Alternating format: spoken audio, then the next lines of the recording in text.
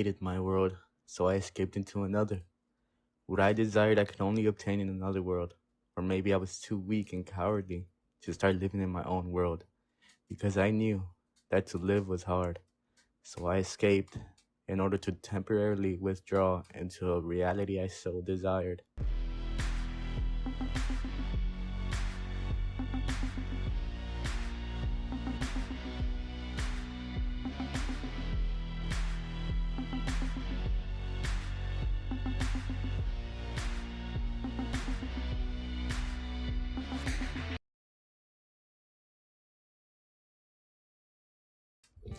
Escapism, a psychological tendency to mentally withdraw from a reality that is too much to bear.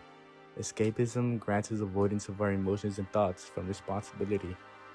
Escapism can be found in many things, from entertainment, pleasures, dreaming of possibilities, a pursuit, working, exercise, or even playing a role.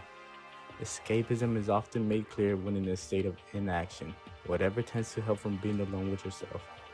For me, it was by seeking relief in the fictional world. Escapism is a strategy we often use when life feels overwhelming, so we escape.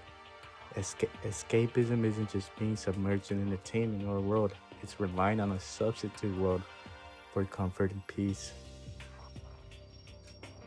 As I found myself escaping from reality, I knew the unhealthy habits that I had created. And I knew that I was running away, but I was too cowardly to try and build the world I wanted to in my reality.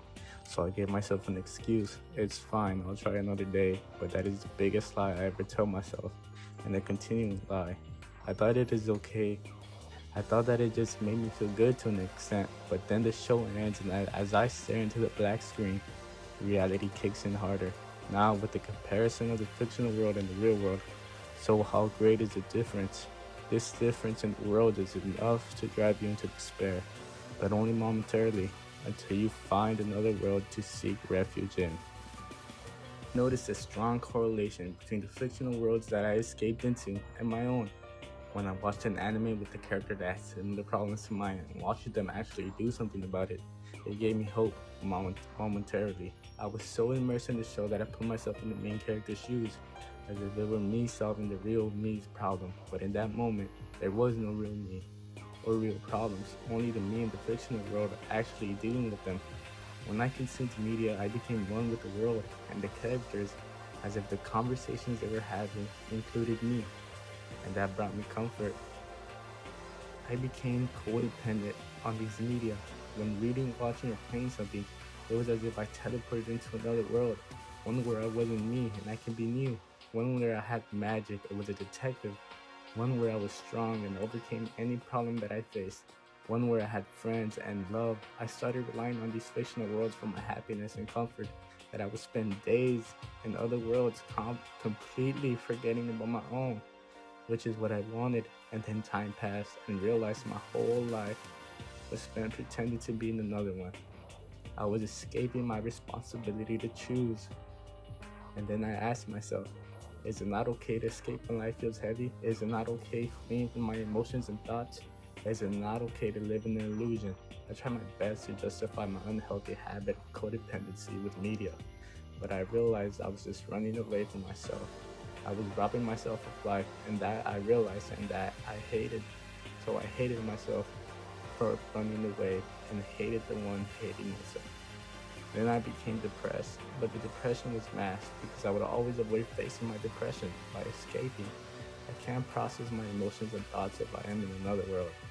Playing a different character is what I believed. And this continued for years. The longer it went on, the more symptoms I would show of my despair to reality. I started getting angrier, stopped caring about my studies and work, and pushed away the few friends and family I had. This just added on to my self-hate, so I tried being productive with guilt being the catalyst, but it wouldn't last long, as I realized working on myself meant I was with myself, which I hated, so I escaped. Whether consuming media or daydreaming, I ran, so I was left with two options: keep robbing myself of life, or to finally face myself and start building the world I so desired in my reality. Many philosophers have their own view of escapism. Although they never use the word escapism, they spoke on similar things: how we avoid dealing with the self. We avoid responsibility. We avoid choice. We avoid harsh truths. To be human is to avoid. It is a disease we must all free ourselves from. All of humanity's problems stem from man's inability to sit quietly in a room alone. Pascal was a mathematician, physicist, and a religious thinker. He called this divertissement. He said that nearly everything humans do is a distraction designed to prevent us from facing ourselves. He believed that when we are alone in silence, we are confronted with our mortality, insignificance in the cosmos, fragility, uncertainty, and fear, and our questioning of meaning. Divertissement is anything that occupies attention, prevents self-reflection, and avoids existential awareness. From endless media consumption, social media, gaming, hyperproductivity, and constant noise, enabling to be alone with yourself. Pascal condemns pleasure. He says it is used as anesthesia. Pascal said that humans exist between two infinites, the infinitely large cosmos and the infinitely small atoms. This awareness creates dread, so will build divergence. Silence creates discomfort. Discomfort creates anxiety. Anxiety creates the search for distraction, and distraction creates temporary relief. And when relief fades, the cycle repeats. Pascal believed it is not pleasure we want, but the chase, because the chase prevents stillness. The hunter enjoys the hunt more than the catch. The gambler enjoys the game more than the money. If the goal was always in the picture, boredom would follow. A gambler who gambles would not find satisfaction in playing a game that guarantees his win. So the chase is the goal. When boredom arises, we feel restlessness, irritation, and emptiness. Without constant stimulation, we feel discomfort. And Pascal believed that as humans, we instinctively avoid this. Pascal believed that humans are wretched and great. This awareness can both be a blessing and a burden. Animals have no idea when they will pass, but we do. We create diversion to shield us from our knowledge of death. Pascal frames escapism as survival. People keep themselves entertained to prevent despair. In Pascal's words, escapism is about avoiding awareness, avoiding asking yourself, why am I here? It isn't solved by replacing one distraction with another, but this is solved by courageously enduring stillness. Kierkegard. Soren Kierkegaard was an existential philosopher. Even though he did not use the word escapism, he described it in terms of despair, diversion, and not wanting to be oneself. And the sickness unto death, he defines the self as a relation to that relates itself to itself. You are a being who must become yourself. So a being is a task, and one way to avoid the burden is to refuse or postpone becoming oneself. This refusal or procrastination Kierkegaard calls despair, calling this despair as the sickness of the self. The self relates incorrectly to itself. Escapism in Kierkegaard's terms was not wanting to be oneself.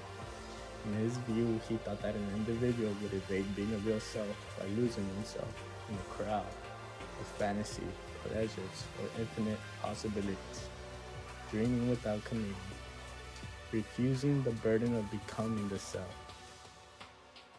He states that despair is universal, but many unaware that they are in it. There are three types of despair that Kierkegaard forms that are relevant to escapism. The first is unconscious despair. Not knowing you have a self, this would be the individual who is absorbed in pleasure, entertainment, job, and roles. They live in distraction, never alone with themselves. Kierkegaard frames this as evading your spiritual responsibility. The second is despair of weakness, not wanting to be yourself when in the process of becoming oneself. The immediate reaction of it is not comforting, so we feel guilty and ashamed and overwhelmed. So instead of doing the hard thing of confronting the self, we retreat into fantasy, dreams, endless possibilities. He calls this the aesthetic life. The third one is defiant despair, wanting to be yourself without grounding. It's when someone tries to build a self purely on willpower. It's rejecting dependence. For Kierkegaard, it is dependence on God. In either or, Kierkegaard describes three existential modes. The first one being the aesthetic stage, where one lives for pleasure, avoids boredom, fears commitment, and avoids suffering. The aesthetic person will live in imagination instead of reality. Here, escapism in Kierkegaard's terms would be an attempt to keep the aesthetic mood alive. Here, Kierkegaard states that boredom is terrifying because it reveals the emptiness and despair of a pleasured life. The second stage is the ethical stage, where a person chooses responsibility and commitment. Instead of asking what I feel like doing, they ask, who am I choosing to become? Escapism is weak in here because it is grounded in action.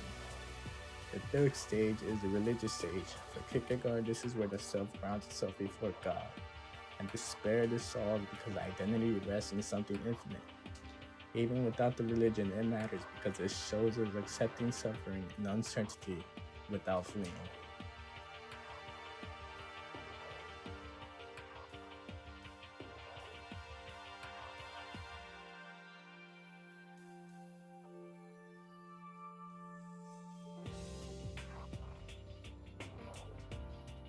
Escapism in Kierkegaard's terms can be a fear of possibility.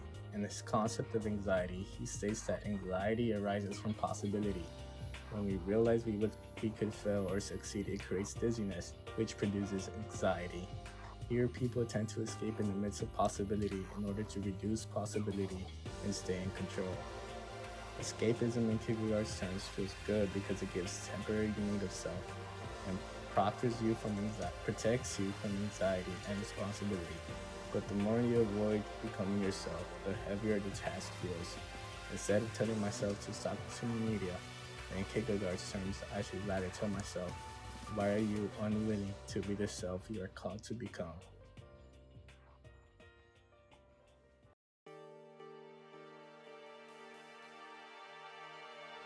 In Plato's allegory of the cave, Plato asks us to imagine prisoners chained in the cave since birth.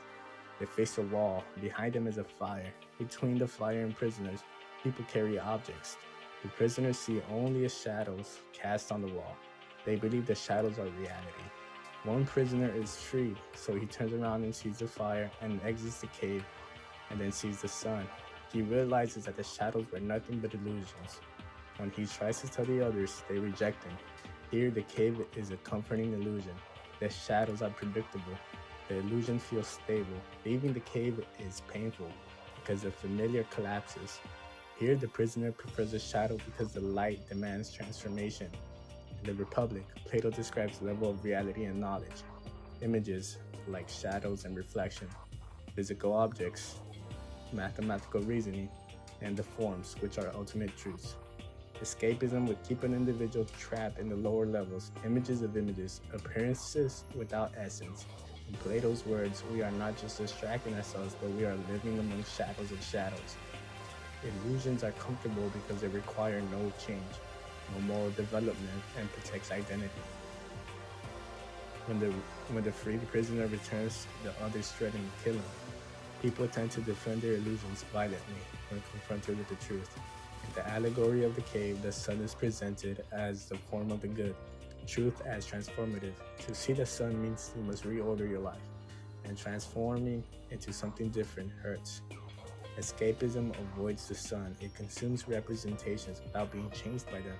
In the Republic, Plato describes the soul as having three parts: reason, spirit, and appetite. When escapism is involved, it is appetite dominating, which results in the spirit dulled and reason weakened.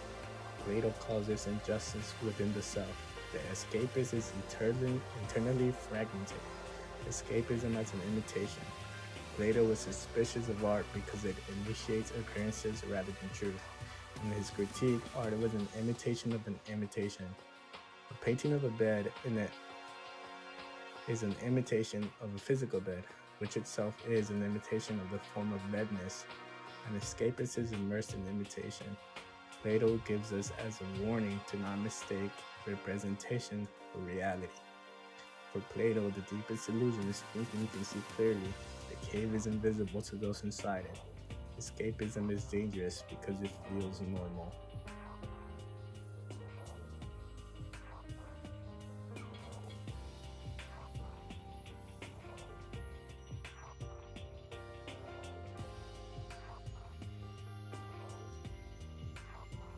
Albert Camus was an author and a philosopher. In The Myth of Sisyphus, Camus defines the absurd as a confrontation between the human need for meaning and the silent indifference of the universe.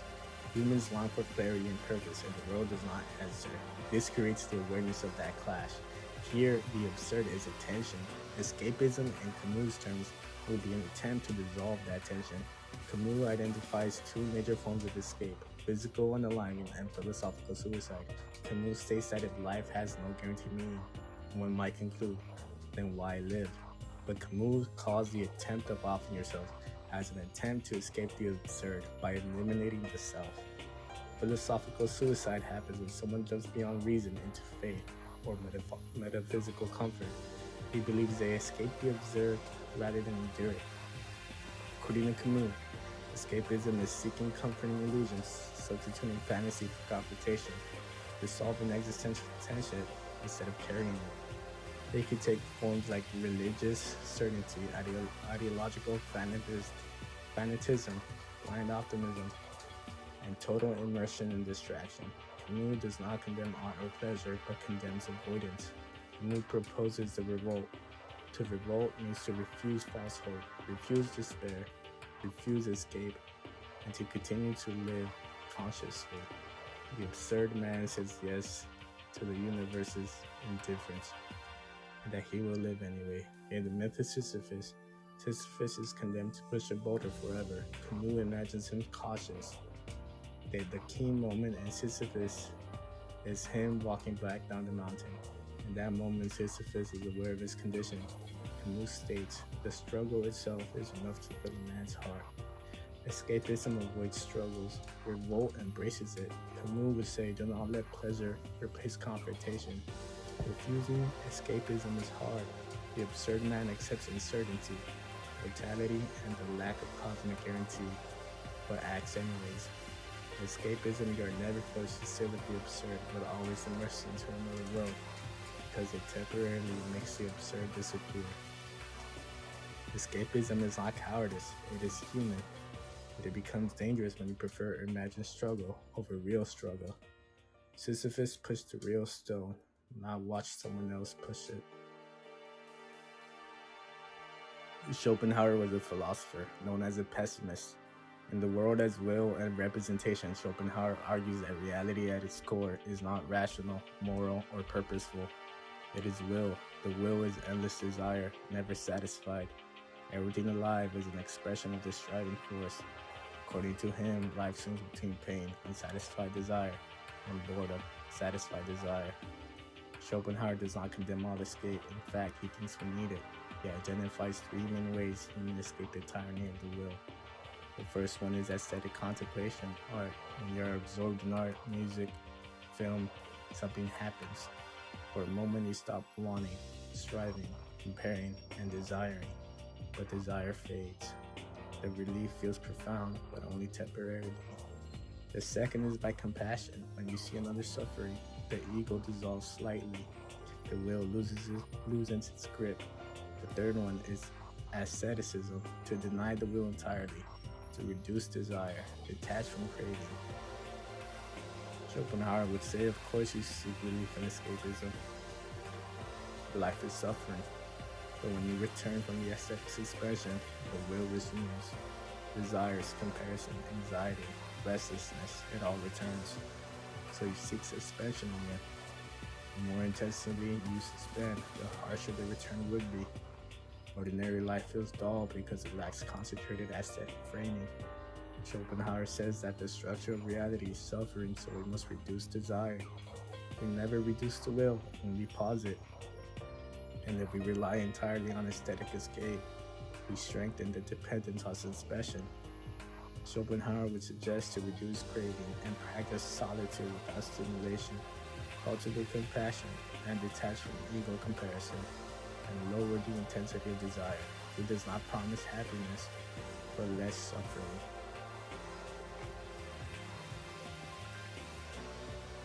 Friedrich Nietzsche was a philosopher. For Nietzsche, his life is the will to power, which means creation, growth, overcoming, and self-transformation. Life seeks intensity, not comfort. Escapism becomes a problem when it suppresses that drive. You immerse in a world where you stimulate struggle but avoid risk, or watch greatness but avoid growth, then your will to power stagnates, and this leads to resentment. Nietzsche warns us about nihilism, the sense that life lacks ultimate meaning and that nothing matters. Modern escapism can be seen as a cope for nihilism. Nietzsche would call this passive nihilism that seeks sedation. Active nihilism seeks transformation. Nietzsche's last man is a comfortable human, the last man that avoids danger, ambition, suffering, and consumes endlessly. He is safe and entertaining. Nietzsche despised this state, the escapist. But Nietzsche also proposes that art is a necessary illusion we need to survive. Without artistic framing, reality will crush us, but art must intensify life and strengthen the individual, not replace it. It becomes harmful when it becomes a medicine and cope for your real life. Resentment is retreat when it becomes resentment against reality. Escapism can be seen as a resentment when real life is shallow and other worlds are not. Nietzsche would ask if your escape is strengthening you or making you more numb. The Ubermensch or the Superman is a man that creates values, embraces suffering, transforms pain into strength, and says yes to its existence. Escapism becomes problematic and it hinders all of these traits. Amor fati means love of faith, to love your life as it is, including boredom and suffering. Escapism can be seen as self-betrayal. If you feel like you are meant for more and yet choose ideation repeatedly, you weaken your own becoming, which generates shame. And shame generates more escape. The opposite of escape is not misery, but it is becoming. Nietzsche does not forbid escape, but it is escape helping you transform, or are you becoming the last man?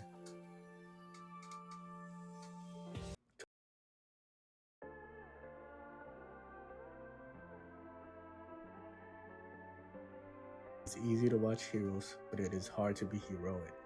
It is easy to watch struggle, but it is hard to avoid real risk. It is easy to watch greatness, but hard to avoid struggle. Escapism isn't harmful in itself, but can become harmful when used as a medication that replaces living. The problem isn't in escapism itself, it's in avoiding becoming yourself. Escapism is easy, it offers temporary relief, immediate structure, emotional intensity and comfort, unlike reality, which consists of slow growth, uncertainty, responsibility, and no guarantees. But the more you escape, the less tolerance you build for reality, and the more dull life feels, and the more the desire to escape intensifies. The real question one should ask themselves is, what am I trying not to feel? What am I escaping from? Something that I'm consuming, helping me transform into the self I want to be? Or is it dulling my reality?